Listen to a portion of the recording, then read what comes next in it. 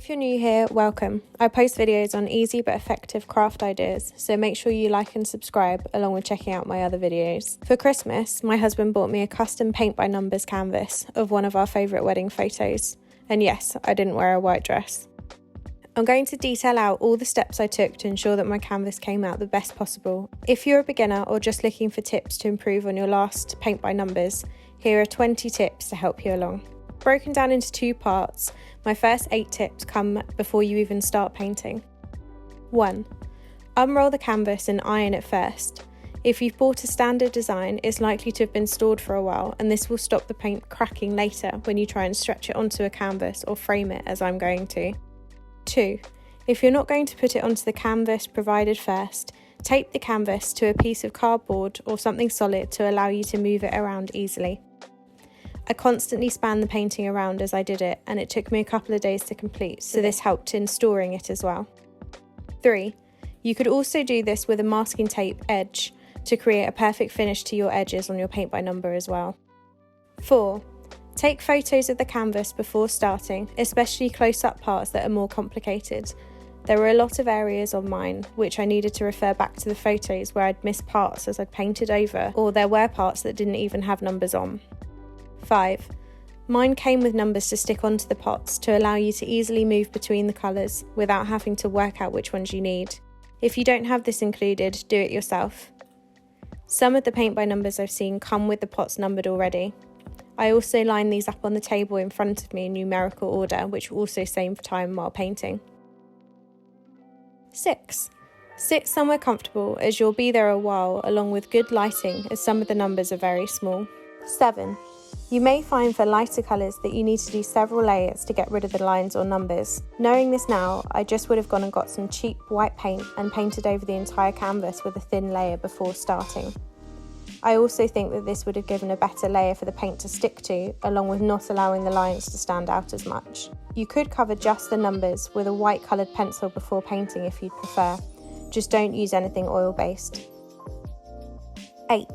The brushes provided work just fine. I trimmed them slightly as there were some loose hairs and it gave me better control. If you do choose to buy a paintbrush, then I recommend that you go for something really short to give you good control, while also being thick to give you the coverage. Then we move on to 12 tips for painting. 1. Don't colour within the lines. You just want to cover them slightly so that your finished piece doesn't look like a paint by numbers. 2. Start with the largest block colours first to cover large areas of your canvas. This will allow you time to leave these parts to dry without odd build-up of paint and not smudge them as you work through the rest of the painting. 3. Start with the darker colours first, as this will help build up the canvas and they give better coverage for the lines in between the numbers.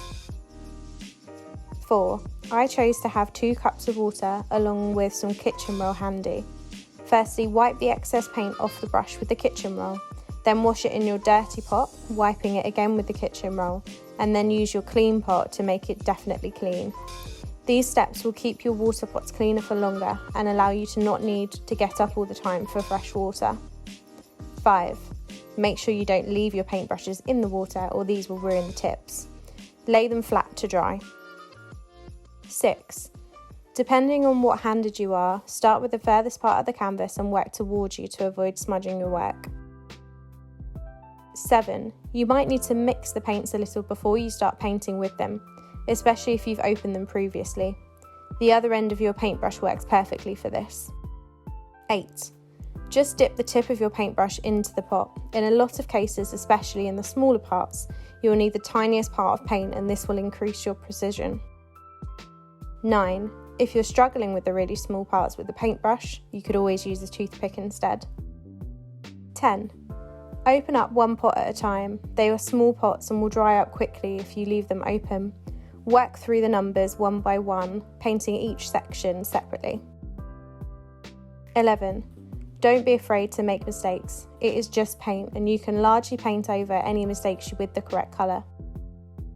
12. Finally, my best tip is to not be afraid to make changes. I made a lot on mine. Firstly, because there was a detailed background, I chose not to paint that, but instead focused on the 2 of us, painting the remainder of the background white. The effect that the person who had created the painting put on the photo meant that the top of both of our hairs had green parts.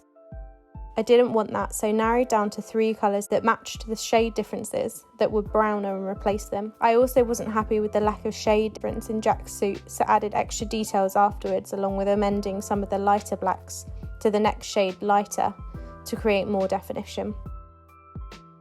On the other hand, the difference between the 2 main tones of my dress were too different, and I chose to paint over one colour with the other, which, as it had the original colour underneath still, created differentiation without too much of a contrast.